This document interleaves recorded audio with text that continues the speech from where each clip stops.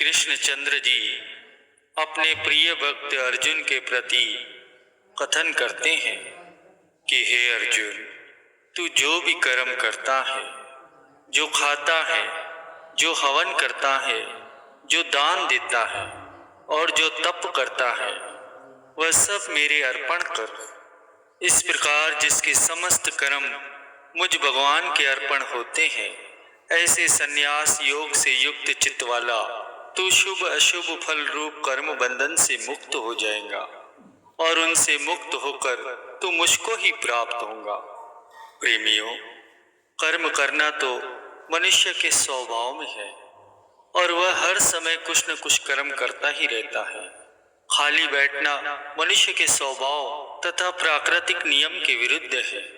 भगवान श्री कृष्णचंद्र जी महाराज समझाते हैं कि निस्संदेह कोई भी मनुष्य किसी भी काल में कर्म किए बिना नहीं रह सकता, क्योंकि सारा मनुष्य समुदाय प्रकृति जनित गुणों द्वारा कर्म करने के लिए ही बाध्य है। कर्म तो मनुष्य को हर हालत में करने ही है और वो करता भी है। अब यह उसके अपने ऊपर निर्भर करता है। गुरु को वीडियो लाइक करना, सब्सक्राइब करना प्लीज़। बहुत मेहनत से वीडियो बनाता हूँ, वीडियो आपको पूरी देखनी है, आधी वीडियो मत देख रहे हो। प्लीज़ वीडियो लाइक करना, सब्सक्राइब करना। कि वह जिस प्रकार के कर्म करना चाहे वैसा करे, चाहे शुभ कर्म करे चाहे अशुभ कर्म करे, परंतु जिस प्रकार के भी कर्म वह करेगा उनका फल उसे अवश्य ही भोगना पड़ेगा। कर्म फल का नियम ठीक उसी प्रकार काम करता है जैसे बीज से फल पैदा होते हैं। जब कोई बीज बोया जाएगा तो उसका फल भी सदैव बीज के अनुसार ही होगा। बीज बोना किसान के अपने हाथ में है। वह जिस प्रकार का चाहे बीज बोए, चाहे गेहूं का बोए या जौ का बोए, परंतु वह जो कुछ भी अपने खेत में बोएगा फल भी उसे वैसा ही मिलेगा। गेहूं बोने पर गेहूं और जौ बोने पर जौ की फसल उसे काटनी ही पड़ेगी। ठीक उसी प्रकार शुभ और अशुभ जिस प्रकार के भी कर्म मनुष्य करता है उसी के अनुरूप उसे फल की प्राप्ति होती है। जैसा कि कथन भी है कि किसान खेत में जाकर जैसा बीज बोता है उसी के अनुसार उसको फल मिलता है।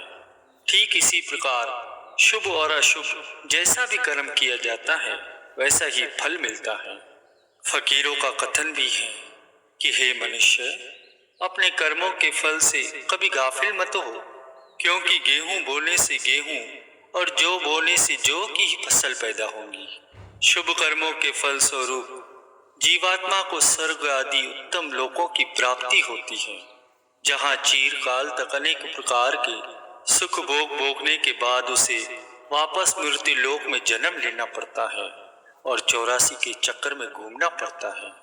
अब प्रश्न यहाँ उत्पन्न होता है कि जब शुभ और अशुभ दोनों ही प्रकार के कर्म बंधन रूप है, तो फिर मनुष्य इस बंधन से छूटने का क्या उपाय करे?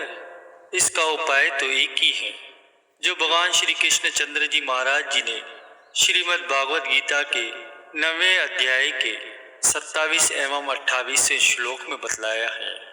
जैसा कि भगवान श्री कृष्णचंद्र जी महाराज जी का कथन है कि मनुष्य अपने समस्त कर्म अपने इष्ट देव को अर्पण कर दे। जो कुछ भी करे केवल और केवल इष्ट देव के निमित्त ही करे, फिर वह कर्मों के बंधन और उनके शुभ अशुभ फल से मुक्त हो जाएगा। एक बार ऐसे ही प्राचीन काल में एक अति पराक्रमी राजा था।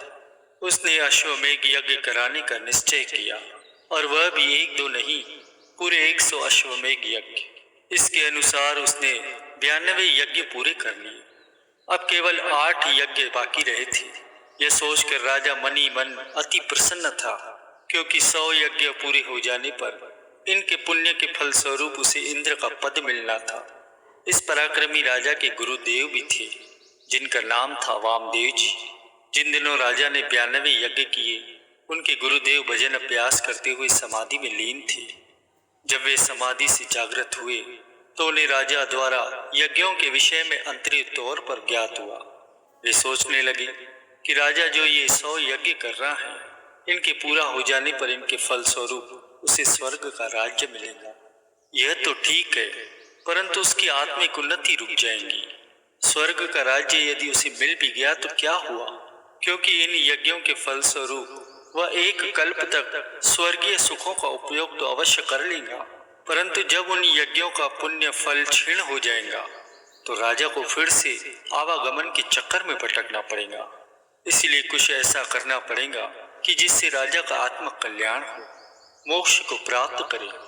ऐसा विचार कर गुरुदेव श्री वामदेव जी ने अपनी इच्छा शक्ति से एक ब्रह्मचारी बालक का रूप बनाया और सीधा जाकर वहां पहुंचे जहां ये राजा यज्ञ में व्यस्त था। प्रेमियों, अश्वमेध यज्ञ का ये नियम है कि द्वार पर आया हुआ कोई भी साधु, ब्राह्मण या अभियाचक खाली न लौटे। उसकी जो भी इच्छा हो वो पूरी की जाए। यज्ञ की निर्विघ्न समाप्ति और सफलता के लिए द्वार पर आए हुए अभ्यागत को सभी प्रकार से संतुष्ट करना अनिवार्य होता है, अर्थात वह जो भी मांगे उसे देना ही पड़ता है। और इसी नियम के तहत ब्रह्मचारी बालक को देखकर राजा उठ खड़ा हुआ, उसका भलीभांति आदर सत्कार किया, हाथ जोड़कर प्रार्थना की कि हे बटुक, आपके मन में जो भी इच्छा हो निसंकोच मांग लीजिए। ब्रह्मचारी बालक ने पूछा, राजन, अपनी इच्छा से जो मैं मांगूंगा क्या वो मुझे मिलेगा? राजा ने कहा, अवश्य बटुक, आप इस संबंध में निश्चिंत रहे। आप जो कुछ भी चाहेंगे वही आपको दिया जाएगा। ब्रह्मचारी बालक ने फिर से प्रश्न किया कि राजन, अभी तो आप ऐसा कह रहे हैं, परंतु मैं कैसे विश्वास करूं? ऐसा न हो कि आप बाद में मुकर जाएं। राजा ने निवेदन किया, आप विश्वास करें, आप जो कुछ भी मांगेंगे वो आपको अवश्य